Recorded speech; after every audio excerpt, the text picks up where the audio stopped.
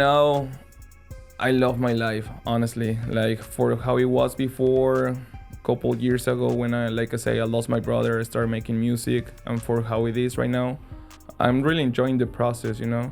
It's pretty hard right now to have numbers being like an independent artist and also being the same people who invest in your project.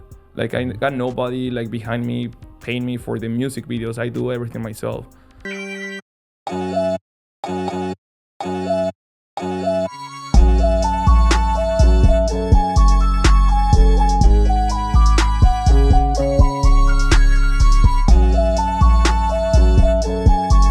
Welcome back to Chocolate Espresso Podcast. I'm your host, Thomas Nuer with a Float Your Fancy. I ain't that picky. Yeah, you know what time it is. This is another one of those artist interviews, and I love them.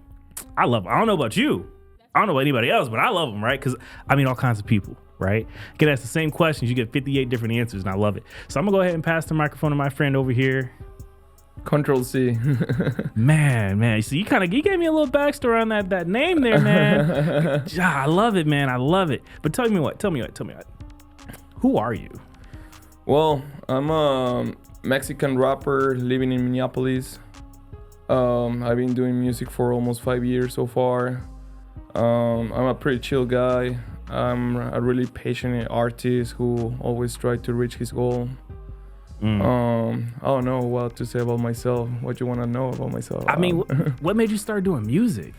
You know what? Like music is my biggest therapy. When my brother passed away, that's where I put like all my energies and refugee in something. So I decided to go to the art part instead of like losing myself in drugs and something else. Yeah. God, so is that like some of your inspiration there too, or Kind is it something of, yeah. else? No, I mean, I never pictured myself being an artist when I was a child. My biggest dream was to be like a soccer player or doing something else. But like I say, I felt like I need to find a way to express myself, and that's why I'm using like the music, the art, like the rap battles too. I'm a freestyle battle. So I have like a group of friends here in Minneapolis where we usually do like rap battles every 2 weeks, and I'm part of the movement too.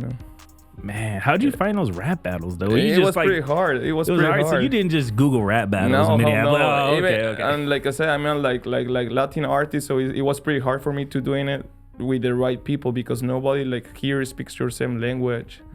So it was pretty hard to find like a Latin community and try to grow with them. And everybody treats me really cool, even though like American rappers treat me cool. So I don't know, like I just want to bring my talent and see what happens. So how is some of your culture showing up in your music? Ooh. Or do you separate the two? Yeah, it's pretty hard. Honestly, it's pretty hard. Like, to be honest with you, where I'm from Mexico, and rap is not even like the most popular genre, So if you go to Mexico, you probably will listen to like Latin rancheras. You know what ranchera means? Like regional. Yeah. So it was pretty hard to be like in the same spot. And right now I feel right here like I'm freedom, like even though people doesn't really understand what I'm saying, they can feel the vibes, and that helps me out to connect with more artists or more producers. And oh man, that's what's up. I mean, yeah, I couldn't imagine. It's like, please tell me at least now you guys got a Facebook group or something. We do Okay. have like an Instagram group, a Facebook group, and WhatsApp group where we try to connect with more artists or more like rappers or freestylers. So does your sound like match, or is it different from like other Latin music or sound really? Here in Minnesota, yeah, I will say like I pretty different as other artists without making them feel less, I don't feel like I'm above them. I feel like each artist has their own style, but my style is pretty hard to match with them. Do you like what's that called? It's not mixtape. It's like you get on somebody else's track. God, I'm spacing on that word. Collab. You collab with other artists, or yeah, like featurings. Is that the right word? Yeah. I've done like a lot of like featurings with all those guys. I've done featurings with like Mexican artists, like pretty famous Mexican artists. I will show you their IG later. Oh, I would love to see it, man. So I mean, so like if you're collabing with other artists, do you feel like Latin sounds is starting to evolve, or do you feel like it's still kind of the same? I feel like are like kind of the same. You know, probably the beat will change, the vibe will change, but the sounds is like pretty similar. So what's your take on Latin scene right now then, or Latin music scene then? That's a hard question to answer though. Like I feel like, I mean, like, okay, if it's a little easier, I mean, how would you compare that scene to the US then? Would that help out a little bit? so just imagine right now who performed the last Super Bowl. Bad Bunny, right? Uh-huh. Like back in the days when you ever see that happen. God, I mean, Bad Bunny is not Mexican, but like we are part of the same like movement. If you wanna, I mean, like, do you feel like Maria could have been a superstar at like the Super Bowl or something like that? yeah, I can see it. it was But I mean, fire. but look at the pushback we had just from Bad Bunny though. Like, I feel like Maria was playing at the Super Bowl. It'd be the same. I think it'd be worse. Do you think so? I think it would be worse. Only because it's like, it's a lady. Yeah. Think about it. If they went that hard against Bad Bunny, I don't know. Okay. I mean, that's a good point though. What's some of your biggest wins and some of your biggest, I guess, struggles so far? Well, like being an independent artist here in the States, like I say, nobody really like understand your language, and it's pretty hard to connect with people. That's one of my biggest struggles I'm having right now. And at the same time, I have like some people in Mexico who are still listening or being part of the dream. So it's really hard to keep everybody happy, you know? So right now I'm working on my third album. This is a spoiler. The album's name calls Minnesota Rap. So what I'm trying to do right now, I'm trying to connect with like the Latin artists right here in the States, like in Minneapolis. I wish I could like collab, for example, with, do you know this guy, Mexican OT? Yes. Yeah. Yes. I mean, actually. he's like a Mexican artist rapper. He raps in English. He was born in Texas. That's why he speaks fluently. I wish I can rap the same way he do, you know. One day. My sister loves his music. Yeah, he's pretty good though. Like he's killing it. Like for no cap, he's killing it. Like. God. So like, do you feel like that's kind of like where you want to be sooner or later, or do you feel like you're already there? I feel like it's not like where I want to be, but at some point I will be above him without being egocentric, you know. I mean, I got to picture myself like as the best rapper ever, you know. Like if I don't trust myself, who will? I'm just saying, like, honestly. Spoken like a real one over here, I man. tried to, man. I tried to. Have you ever seen Conor McGregor? Like before he was famous, he was like wearing fake Rolex. Oh, yeah. So you know the story behind, you know, like he pictured himself like one day he will wear like a real Rolex. So that's what I like I say, I need to picture myself if I'm already killing it. You know? So I mean, like, do you feel like social media has helped your brand or hurted your brand? I think sometimes you can be like pretty positive, like comparing for how was the music industry before. You know, like before you got to bring your own CD, give those CDs like away to random people, and now social media helps you to connect with the right people. But at the same time, you have a lot of competition. You're not the only guy who wants to be the best artist. You have like 20 people or 20 million people like next to you trying to reach the same goal. So I think it depends in the both. At the same time, you can get really easy promoted, but you have a lot of competition for how you had before.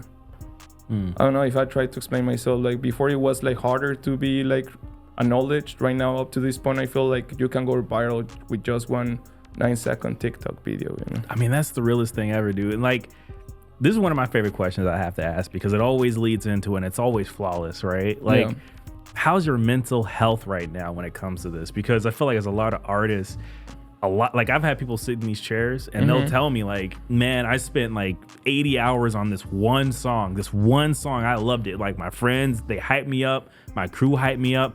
I dropped a whole album with like 3 major songs, but this one song I thought it was going to be it.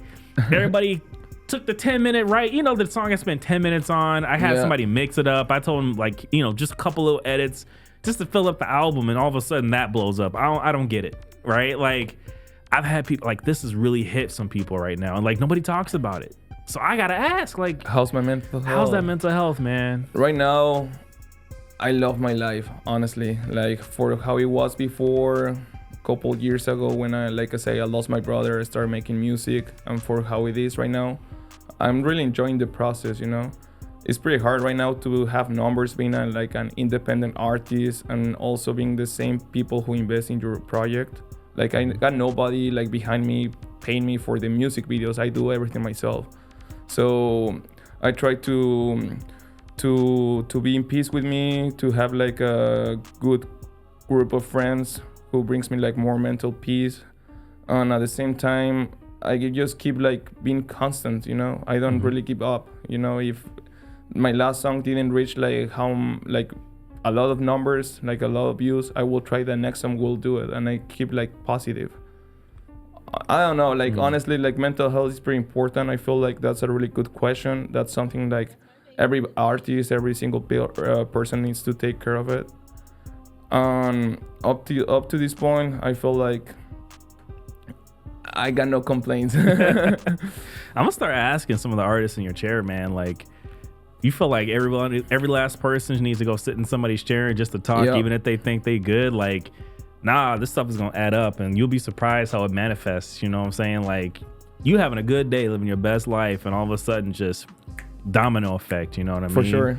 But hey, we know what would have helped. Sitting in somebody's chair. Yeah, and we need to be grateful too. Like honestly, like not everybody's really grateful, so we need to be grateful for what we have and for what we are right now. So let me ask you, man, because on top of the mental health, it's like, what's your writing style coming from, your recording process looking like? Because you'll be surprised. I pivot from that, and people are like, through mental health, right? Like, I can't write or I can't create unless I'm in a good mood. Or like, I literally had an artist say, I got to be depressed. Yeah, like that's how I sell. Like, think Extraction, right? Like, I got to be in a bad mood or something has to happen for me to create an album. And I'm looking at this guy like, you need a little more joy in your life, brother. For sure. Like, sometimes you have to find like brightness in the deepest movement. I don't know. So I don't know. Like I said before, it's like you got two decisions. You can go further, or you can just mess up with your career. So up to this point, I rather prefer to have like a healthy mental, positive energy in my life, and that will takes me to the greatness. So is that like the kind of thing you want to bring with your emotions into your music? And do you feel like people like experience that when they listen to it, or do you feel like it's a little different? Yeah, I feel like if you like pay attention in my words of like the way I try to sing, to rap those words, that really helps me out to connect with my real feelings, So I'm like this type of artist who write their own songs, who choose their own beats. Like, nobody tells me what to do. But obviously, if I have like good friends in the industry, I want to, I don't know, and they want to suggest me like how to improve something, I will listen to it, That's a really good question about mental health. I don't want to be like 100% focused in the studio. I want to also go to the gym, to enjoy a soccer game. Whatever things makes me happy and bring like more shyness to my life, I will keep doing it. Yeah. Hey, it's a beautiful thing, man. Especially when you start like poking and prying like that on some people. They're just like, I never really thought about it. I just kind of go to the studio and I set some time aside, and and I'm like, but what mood were you in? Like, yeah, for sure. Like, come on. I mean, some people just get inspired by anything, but it's that knowing what got you there helps. You know what I mean? Let me ask you this, because this is one of my favorite questions, because it's always different for some people. Okay. If you had like $500 to invest right now in your like business or in general, like, what would you use it for? How much? 500. Just 500? Just 500. Damn, what can I do with 500? Everything's so expensive right now. I don't know. Like, if I have 500 right now with me, do I have to invest this in something related to music, or can I use the money for something else? You can use it for whatever you want. The audience is curious on what you would do with it. I don't know. Probably I will take my mom and my girlfriend to a fancy dinner and have a good moment with them. You know. Oh man, this man went straight to priceless. yeah, for sure. But if I could invest that money in something else, probably I will invest in another music video. But if I have 500 right now, probably will take my mom, my girlfriends to I don't know, like a good Latin fancy restaurant here in Minneapolis. Hey, there's nothing wrong with that, man. Yeah. It's always, like I said, same questions, 52 different answers, man. I had a guy flat out say, like, I'll buy some shirts, some dye. Yeah. I'm signing shirts, I'm tie-dyeing it, and I'm just gonna push it on to the next and try to make that money, you know, flip it. I was like, okay. All right. I've had people be like, put it in my savings account. Yep.